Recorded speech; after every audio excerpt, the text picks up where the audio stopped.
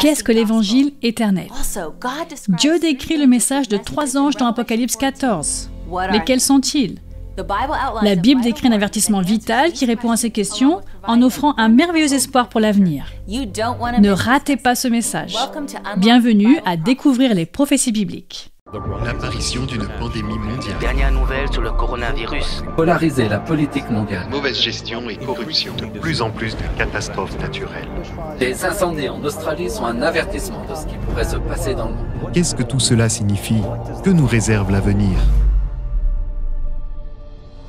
Rejoignez la présentatrice internationale Camille Othman en quête de réponses à la découverte des prophéties bibliques. Au cours de ses voyages à travers le monde, elle a été en contact avec les difficultés de la vie réelle. Et pourtant, malgré tout, elle a toujours trouvé des miracles d'espoir. Suivez Camille Othman dans Découvrir les prophéties bibliques, où elle explique la manière dont les prophéties bibliques sont en train de se réaliser et de plus en plus vite.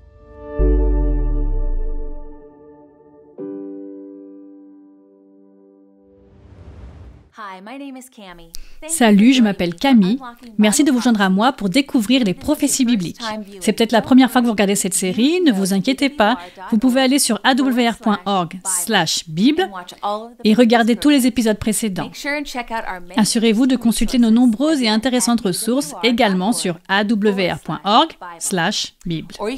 Vous pouvez aussi cliquer sur le lien ci-dessous et vous aurez la possibilité de vous inscrire à notre école biblique en ligne, de poser une question sur la Bible ou de soumettre une demande de prière à notre équipe.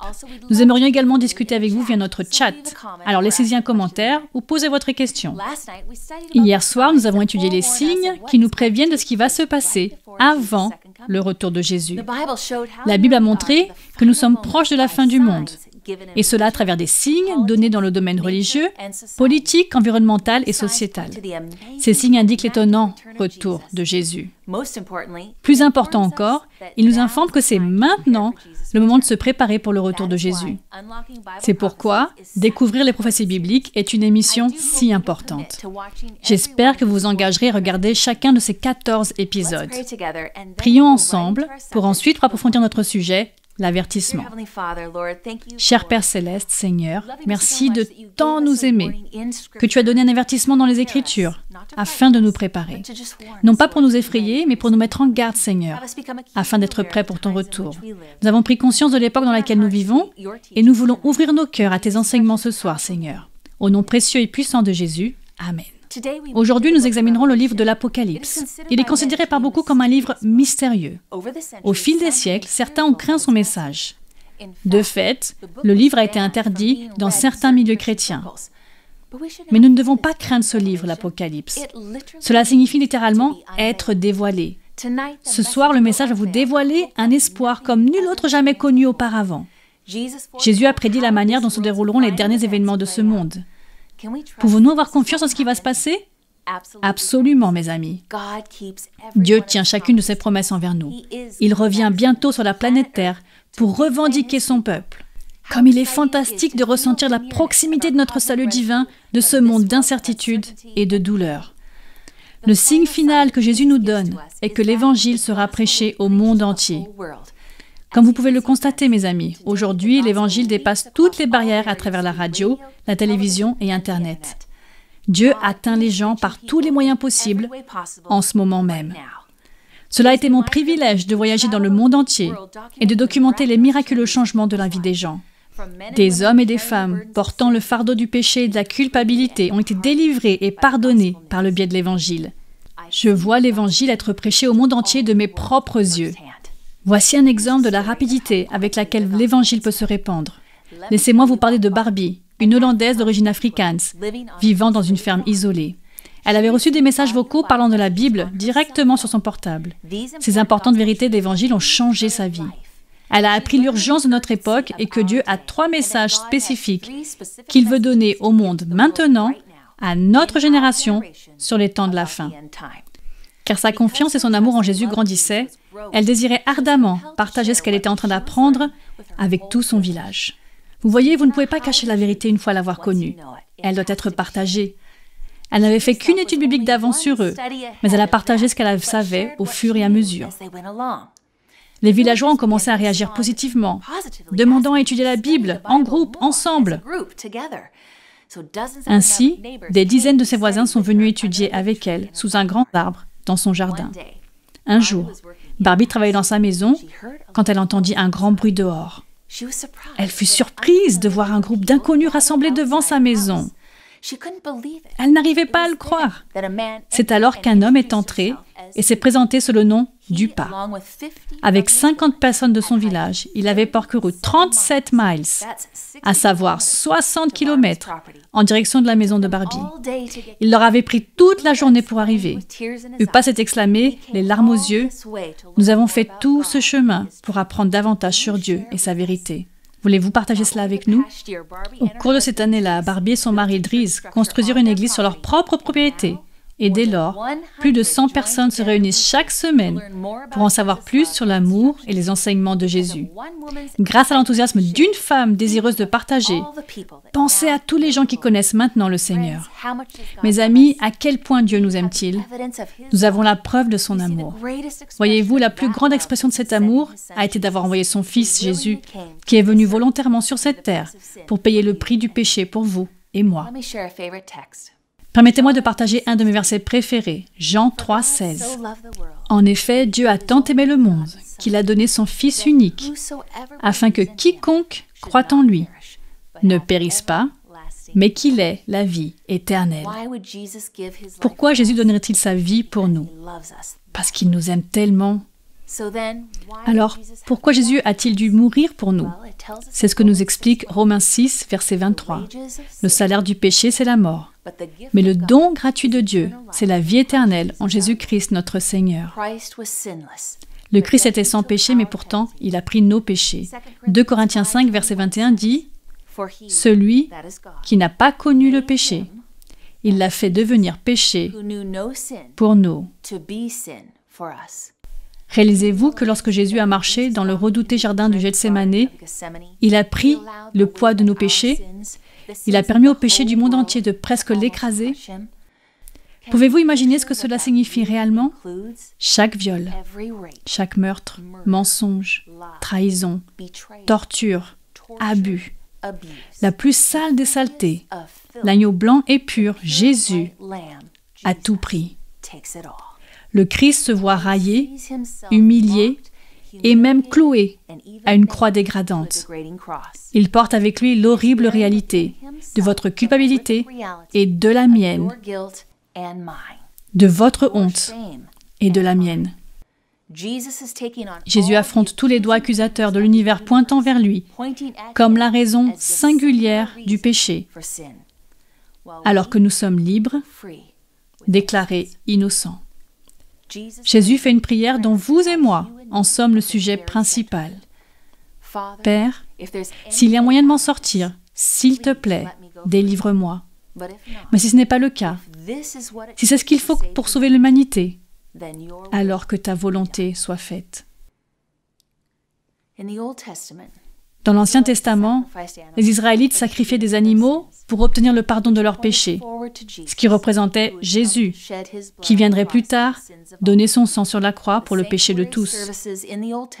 Les services du sanctuaire dans l'Ancien Testament ont été conçus pour nous enseigner le plan du salut de Dieu. Le Christ a vécu une vie d'obéissance parfaite envers la loi de Dieu, illustrant dans ses relations et ses actions envers les autres l'amour infini et parfait de Dieu. Le Seigneur a défait dans le désert ce qu'Adam et Ève avaient fait dans le jardin d'Éden. Bien que tenté par Satan dans le désert, après avoir jeûné pendant 40 jours, Jésus est resté fidèle et loyal à la parole de Dieu. Le Christ a également obtenu la victoire là où Israël avait échoué. Jésus cite Deutéronome pour combattre Satan, le tentateur. C'est l'Ancien Testament, mes amis. Voyez-vous comment Jésus utilise les Écritures? L'Ancien Testament et le Nouveau Testament vont de pair. La victoire du Christ et sa vie de parfaite obéissance sont crédités en faveur de ceux qui l'acceptent comme sauveur. Voulez-vous que sa vie crédite la vôtre? À travers une vie de parfaite obéissance envers le Père, Jésus s'est offert comme l'agneau sans défaut de Dieu, venu pour délivrer le monde du péché. Et comme Martin Luther l'a si bien exprimé, il a fait de sa justice ma justice, et de mon péché, son péché. S'il a fait de mon péché son péché, alors je ne le porte plus et je suis libre. La mort du Christ sur la croix est plus qu'un événement historique survenu dans le passé. Il est significatif que Paul ait parlé du Christ, pas comme Jésus qui a été crucifié, mais comme Jésus qui est le crucifié. Il est vivant, mes amis. Et à travers sa résurrection, Jésus a vaincu la mort, a vaincu les forces du mal et a obtenu la justice pour nous. Sa résurrection est devenue un gage de notre future immortalité. Il s'est relevé, nous pouvons vivre alors éternellement. Jésus nous a donné la force motrice pour marcher dans une nouveauté de vie. C'est uniquement grâce à lui que nous pouvons naître de nouveau. En raison de son grand amour pour nous, il a fait le sacrifice ultime qu'il a payé en notre nom. Dieu a fait tout ce qu'il peut pour nous avertir, afin que nous soyons préparés à ce qui est sur le point d'arriver. Répétons notre thème. Si c'est dans la Bible, je le crois. Si c'est en désaccord avec la Bible, alors ce n'est pas pour moi. Ensemble, examinons le climax trouvé dans ces prophéties bibliques du livre de l'Apocalypse que Dieu a donné en particulier pour notre génération. Nous l'avons vu hier soir dans Matthieu 24, les signes de la fin du monde se multiplient en fréquence et en intensité. Le message du dernier jour de Dieu est révélé dans l'Apocalypse. Il envoie toujours un avertissement pour se préparer son peuple aux grands événements du monde qui affectent son destin éternel. Il y a un modèle biblique en fait qui est si excitant de découvrir ce soir. Un Dieu d'amour invite les hommes et les femmes à être sauvés avant les calamités à venir. Il nous accompagne depuis la Genèse jusqu'à l'Apocalypse. Examinons maintenant quelques exemples.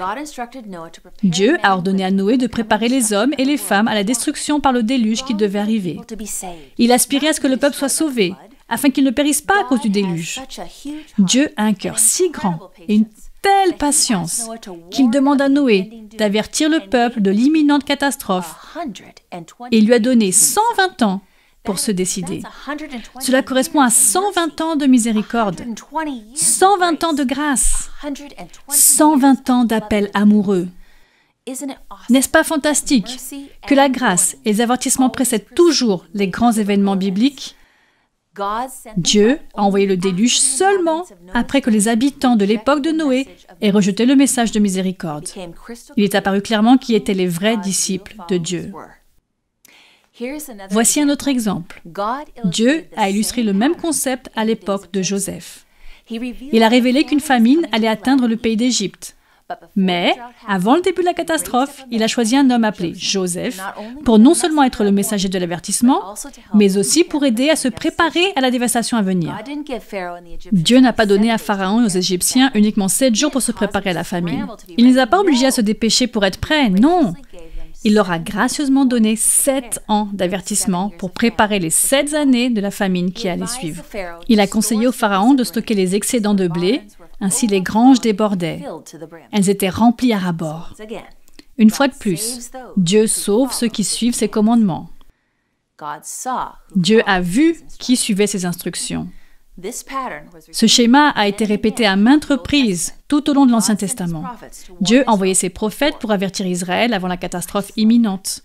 J'aime vraiment ça. Dans le Nouveau Testament maintenant, Dieu a appelé Jean-Baptiste pour préparer le chemin de la première venue de Jésus. Jean prêchait les vérités puissantes et choquantes pour attirer l'attention sur l'arrivée du Fils de Dieu. La Bible décrit Jean comme une voix qui pleure dans le désert pour que les gens soient prêts et préparés pour le Seigneur. Notre Dieu est cohérent et fidèle. Nous pouvons être sûrs qu'il pense ce qu'il dit. Lorsqu'il nous donne un avertissement, nous pouvons le prendre au mot. C'est ce que nous allons faire en étudiant les messages des 3 anges, afin de nous préparer aux événements bouleversants que le monde va bientôt vivre. Une fois de plus, Dieu verra qui sont ses vrais disciples. Dans le dernier livre de la Bible, l'Apocalypse, Dieu nous a donné un avertissement. Il est important pour nous aujourd'hui de les comprendre, tout comme cela l'était à l'époque de Noé, de Joseph et de Jean-Baptiste. Lisons cette prophétie de la fin du monde dans le chapitre 14 de l'Apocalypse, directement dans la Bible. Nous le verrons, elle est proclamée par 3 anges. Commençons par le premier message, qui se trouve dans Apocalypse 14, versets 6 et 7. « Je vis ensuite un autre ange voler haut dans le ciel. Il avait un évangile éternel pour l'annoncer aux habitants de la terre, à toute nation, à toute tribu, à toute langue et à tout peuple. Il disait d'une voix forte, « Craignez Dieu et rendez-lui gloire, car l'heure de son jugement est venue. Adorez celui qui a fait le ciel, la terre, la mer et les sources d'eau. » Le message urgent des derniers jours de Dieu est présenté comme étant rapidement porté par des anges jusqu'aux extrémités de la terre. C'est un message universel, mes amis, pour chaque nation, famille, langue et individu, pour nous préparer au dernier temps de la terre. Ce message urgent contient l'Évangile éternel. Et qu'est-ce que c'est? L'Évangile est la bonne nouvelle qui annonce que par Jésus, nos péchés peuvent être pardonnés et nous avons ainsi la vie éternelle au ciel. Notre culpabilité peut disparaître et nous pouvons connaître une véritable joie dans notre vie. L'Évangile est aussi la bonne nouvelle que l'emprise du péché sur nos vies peut être brisée. Et par Jésus, nous pouvons être libérés. L'apôtre Paul décrit un peu plus cet Évangile. 1 Corinthiens 15, 3 et 4. Selon les Écritures, Christ est mort pour nos péchés. Il a été enterré et il est ressuscité après 3 jours. Examinons 4 points concernant l'Évangile éternel. Premièrement, Jésus est mort pour nos péchés. L'Évangile est centré sur la mort du Christ. Notre espoir est ancré dans la croix de Jésus. Notre foi dépend de ce que Jésus a fait pour nous, et non de ce que nous faisons par nous-mêmes. Éphésiens 2, 8 et 9. En effet, c'est par la grâce que vous êtes sauvés, par le moyen de la foi, et cela ne vient pas de vous. C'est le don de Dieu, ce n'est pas par les œuvres, afin que personne ne puisse se vanter. Le salut est un don et Dieu veut nous l'offrir en ce moment même. Deuxièmement, le Christ a vécu une vie parfaite. Le récit de la vie parfaite du Christ remplace les vies pleines de péchés de tous ceux qui l'acceptent. Il était et est toujours parfait. Nous sommes imparfaits. À travers sa justice parfaite, nous nous tenons devant le trône de Dieu, de sorte que lorsque Dieu le Père nous regarde, il ne voit que Jésus. Même si vos péchés sont couleur cramoisie, ils deviendront blancs comme neige. Troisièmement, le Christ est ressuscité des morts. Jésus n'est pas seulement mort pour nous, il vit pour nous. Nous pouvons lui apporter tous les désirs et les aspirations de notre cœur. Nous pouvons venir à lui avec toutes nos faiblesses et tous nos péchés. Nous pouvons lui apporter tout ce qui nous trouble et nous confond. Notre Dieu est sorti de la tombe. Notre Dieu n'est pas fait de pierre qui s'effrite. Il est vivant. Et quatrièmement, Jésus est monté vers le Père. C'est important, parce que tous les dirigeants politiques du monde entier meurent. Nebuchadnezzar est mort, Alexandre le Grand est mort, César, Napoléon, Hitler et Staline sont tous morts. Mais Jésus est vivant. Il y a 2000 ans, il est monté vers son Père, au ciel, où il se trouve en ce moment même. Il connaît vos noms, mes amis. Il comprend vos besoins. Saviez-vous qu'il désire entendre vos prières personnelles? Son plus grand désir est de vous sauver dans son royaume. L'Évangile éternel, c'est Jésus, et il est la réponse. Il continue à pardonner encore et encore. Jésus change encore des vies. J'en ai été témoin en regardant les yeux d'un prisonnier du couloir de la mort. Après avoir compris que l'amour de Jésus était aussi pour lui, il a accepté Jésus dans sa vie. Maintenant, il a l'espoir de la vie éternelle au-delà de ces barreaux. J'ai vu cela dans un camp de rebelles communistes qui ont déposé leurs armes pour nous rejoindre dans la louange, moment qui s'est terminé par une belle cérémonie de baptême. Et pendant un séjour au Népal, dans les montagnes de l'Himalaya, mon équipe et moi avons fait une randonnée pour visiter un nouveau village chrétien où j'ai personnellement observé un ancien sorcier retrouver la joie dans la puissance de Jésus. Il a reconnu que ses vains pouvoirs et ses potions sans valeur ne faisaient pas le poids contre le roi des rois. Et j'aime notre documentaire sur une jeune fille qui a quitté la sécurité de son village de montagne pour devenir quelqu'un en ville. Elle a été piégée dans la prostitution et s'est retrouvée prisonnière du désespoir. Étonnamment, une petite radio lui a été offerte comme paiement d'une nuit Et c'est ainsi qu'elle a appris à connaître Jésus, son sauveur personnel, et son pardon qui guérit. L'espoir et la force ont grandi en elle, et elle a échappé à cette vie. Maintenant, cet enfant de Dieu vit libre. Mes amis, Jésus peut changer la vie de n'importe qui. C'est le gentleman ultime. Vous devez donc l'inviter dans votre cœur. Il portera vos fardeaux et vous donnera la paix de la vie éternelle, qu'il rend accessible à tous. Il veut que nous connaissions tous son pouvoir de guérison et sa grâce. Voilà pourquoi nous devons l'annoncer au monde entier, comme nous l'avons appris dans Matthieu 24, verset 14. L'Évangile sera prêché au monde entier avant le retour de Jésus. Chaque personne aura la possibilité de répondre à l'action que Dieu entreprend dans sa propre vie. Il nous protège, nous assure et nous suit constamment. Le roi de l'univers recherche votre attention. Pouvez-vous le croire? Il veut être proche de vous et entend les désirs de votre cœur. Maintenant que nous avons passé en revue ce que représente l'Évangile éternel, nous allons revenir au message du premier ange. Apocalypse 14, verset 7. « Craignez Dieu et rendez-lui gloire, car l'heure de son jugement est venue. Adorez celui qui a fait le ciel, la terre, la mer et les sources d'eau. » Que signifie craindre Dieu? Craindre Dieu signifie le respecter ou le révérer en obéissant à ses enseignements. C'est ce que dit Ecclésiaste 12, verset 13. Écoutons la conclusion de tout ce discours. Crains Dieu et respecte ses commandements, car c'est ce que doit faire tout homme. Proverbe 3, verset 1 dit « Mon fils, n'oublie pas mon enseignement, et que ton cœur garde mes commandements. » À une époque où la moralité est en déclin, Dieu nous rappelle d'obéir à ses enseignements. Il nous rappelle de respecter ses commandements. Apocalypse 14, verset 12 décrit ainsi le peuple de Dieu à la fin du monde. C'est ici la persévérance des saints qui gardent les commandements de Dieu et la foi en Jésus. C'est un appel à l'obéissance. L'obéissance est une vérité négligée dans certains cercles chrétiens aujourd'hui. Trop de chrétiens mettent l'accent sur la grâce gratuite sans prêter l'attention à l'importance de la loi de Dieu. Alors, quelle est la loi de Dieu? C'est le reflet du caractère de Dieu énoncé dans ses 10 commandements. Il veut que nous soyons comme lui, pour vivre dans la paix et l'harmonie. Donc respecter sa loi est dans notre plus grand intérêt pour une vie optimale. En outre, il s'agit d'un appel à rendre gloire à Dieu. Que signifie rendre gloire à Dieu? Cela signifie l'honorer avec notre style de vie.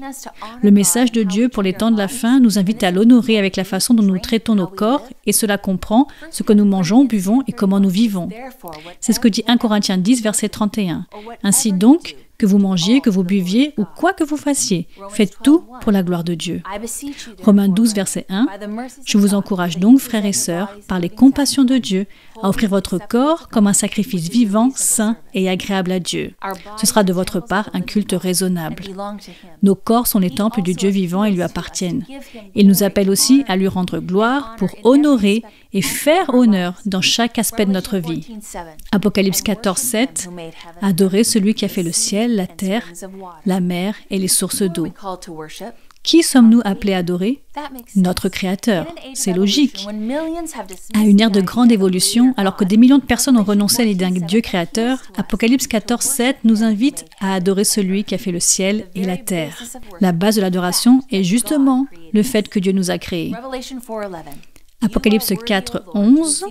Tu es digne, notre Seigneur et notre Dieu, de recevoir la gloire, l'honneur et la puissance, car tu as créé toutes choses, et c'est par ta volonté qu'elles ont été créées et qu'elles existent. Le conflit final entre le bien et le mal se concentre sur la question du culte, et en particulier sur qui nous adorons, le Créateur ou les enseignements des hommes, le Créateur ou la bête. Il nous appelle à accepter le signe de loyauté de Dieu plutôt que la marque de la bête. À travers le message du premier ange, nous avons découvert, en tant que chrétiens, que ce que nous sommes censés faire, c'est obéir à Dieu et lui donner gloire dans nos vies. Nous avons découvert pourquoi nous sommes censés le faire. C'est parce qu'il est notre Créateur. Il nous a fait, donc il est digne de notre allégeance.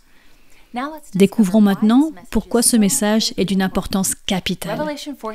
Apocalypse 14, 7. Craignez Dieu et rendez-lui gloire, car l'heure de son jugement est venue. Le message final d'Apocalypse ne dit pas que l'heure de jugement de Dieu viendra. Non, elle est déjà venue. Se pourrait-il que nous vivions l'heure du jugement? Se pourrait-il que les destins de l'humanité tout entière soient bientôt réglés par les choix que nous sommes en train de faire aujourd'hui, avant le retour de Jésus? Le jugement final céleste déterminera la récompense de chaque personne avant son retour. L'Apocalypse est un livre concernant les choix éternels. Apocalypse 22, 12 nous le montre en disant « Voici, je viens bientôt, et j'apporte avec moi ma récompense, pour traiter chacun conformément son œuvre. » Si Jésus vient pour distribuer ses récompenses, il doit y avoir un jugement précédant son retour. Apocalypse 16, verset 7. « Oui, Seigneur Dieu Tout-Puissant, tes jugements sont vrais et justes. » Vous voyez, Dieu ne fait jamais d'erreur. Les tribunaux terrestres et les juges font des erreurs.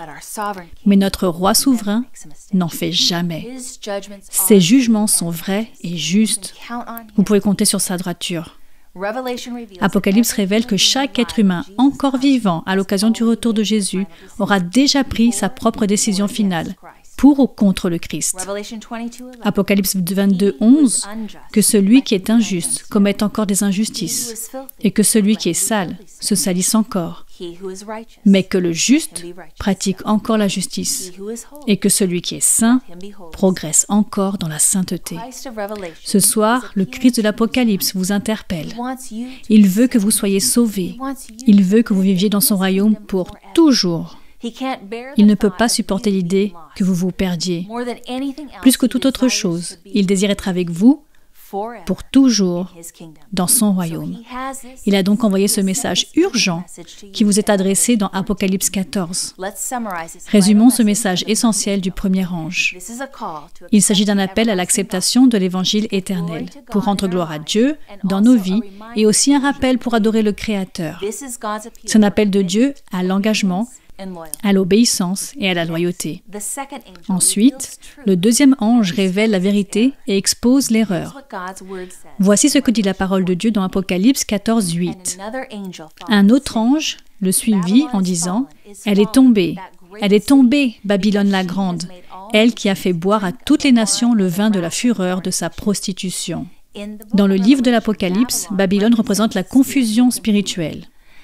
Tout comme Dieu avait confondu les langues à la tour de Babel, à la fin du monde, l'homme crée des enseignements basés sur la tradition qui apporteront la confusion dans l'Église chrétienne. Le deuxième ange annonce que tous les systèmes créés par l'homme ne résisteront pas pendant la crise finale. De fausses doctrines entreront dans l'Église par le biais de Babylone, un faux système religieux. Aujourd'hui, Dieu appelle son peuple à revenir à sa parole. La Bible est le fondement de la foi chrétienne. Dans Jean 17, 17, Jésus a dit « Consacre-les par ta vérité. Ta parole est la vérité. » La question centrale autour de la marque de la bête est l'adoration. Restez à l'écoute, mes amis, parce que nous approfondirons les détails de Babylone et de la marque de la bête dans les prochains épisodes intitulés « La prostituée et la marque ». L'avertissement des anges pour ne pas recevoir la marque de la bête est l'un des plus sérieux de toute la Bible. Ne ratez pas ces détails sur ce sujet. Maintenant, examinons le message du troisième ange qui commence dans Apocalypse 14, 9. Et un troisième ange, les suivit en disant d'une voix forte, « Si quelqu'un adore la bête et son image, et s'il reçoit la marque sur son front ou sur sa main, il boira, lui aussi, le vin de la fureur de Dieu. » Ces trois anges concluent avec la description de ceux qui seront fidèles à la fin des temps. Quelles sont les caractéristiques de ceux qui seront prêts au retour de Jésus? Apocalypse 14, 12. C'est ici la persévérance des saints, ceux qui gardent les commandements de Dieu et la foi en Jésus. Résumons. Apocalypse 14, 7 est un appel au vrai culte, à adorer le Créateur. Apocalypse 14, 9 est un avertissement contre la fausse adoration. Et Apocalypse 14, 12 présente les vrais disciples de Dieu, Mes amis, l'enjeu est l'adoration. Dieu aura un groupe de personnes qui l'adorent en tant que Créateur et Seigneur, en gardant tous ses commandements. Le message du dernier jour de Dieu nous met en garde contre les mensonges du diable à la fin des temps. Le principal objectif de Satan est de salir les commandements de Dieu. Les messages des 3 anges sont les derniers messages pour alerter le monde. Ces messages assurent que tout le monde ait la possibilité de choisir entre le royaume de Dieu et le royaume de la terre, le royaume de Satan.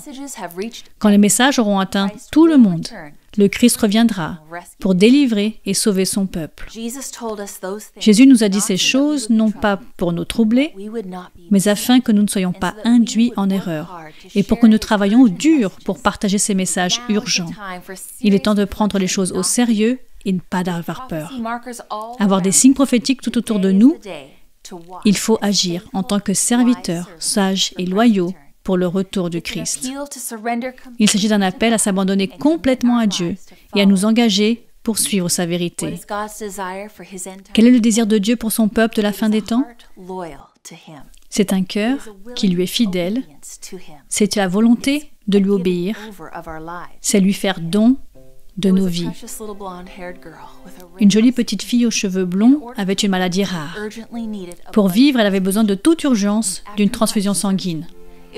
Après de nombreuses recherches, on découvrit son seul espoir. Pour survivre, elle devait recevoir une transfusion sanguine de son frère jumeau, non pas seulement parce qu'ils étaient du même groupe sanguin, mais aussi parce que le garçon avait lui-même survécu à la maladie dont elle souffrait. Son sang contenait les anticorps qui pouvaient sauver la vie de Judy. Lorsque le docteur Brad a demandé au garçon s'il était d'accord de donner son sang pour sa sœur, il hésita. Il réfléchit longuement. Mais lorsque le médecin lui expliqua qu'il s'agissait du seul moyen pour sauver la vie de sa sœur, les yeux du petit garçon se remplirent de larmes. Et il a dit, « Oui, j'irai jusqu'au bout. » La transfusion eut donc eu lieu. Les jumeaux étaient allongés l'un à côté de l'autre sur le lit d'hôpital, main dans la main, pendant le traitement. Le médecin fut soulagé en voyant le visage de Judy reprendre de la couleur. Une fois la procédure terminée, le jeune garçon devint soudain très solennel. Ses grands yeux bleus regardaient le médecin sérieusement. Il lui murmura tranquillement une question que le médecin n'oubliera jamais. « Alors, docteur, quand est-ce que je vais mourir ?» Le frère courageux et désintéressé pensait qu'en donnant son sang, il donnait littéralement sa vie pour sauver celle de sa sœur. Il aimait sa sœur jumelle, au point qu'il était prêt à donner sa vie en sacrifice pour sauver sa vie. Le médecin, stupéfait, le rassura rapidement en lui affirmant que, bien sûr, il n'allait pas mourir. Au contraire, tous les deux allaient pouvoir vivre maintenant. Par contre, je vais maintenant raconter l'histoire d'un homme qui, de son plein gré, a donné sa vie pour des inconnus qui ne le méritaient pas. Ce qui est incompréhensible, c'est que vous et moi, nous avons le roi Jésus, mort de son plein gré pour me sauver, pour te sauver, d'une manière aussi macabre et dégradante que la croix. Que signifie vraiment mourir sur la croix? La croix est cette belle et indéniable démonstration d'amour pour tous, même pour ses ennemis. Il est mort sur la croix. Jésus démontre que Dieu aime chaque être humain, plus que sa propre existence, plus que sa propre vie. Jésus a dit que lorsque les gens le regarderont sur la croix, ils verront un amour qui attirera leur cœur à lui. Je n'aurai pas à les forcer, à les manipuler ou à les tromper. Je les aime tout simplement. Et à travers cet amour, en donnant ma propre vie, ils connaîtront ma personne, mon chemin. Simultanément, deux choses se produisent à la croix.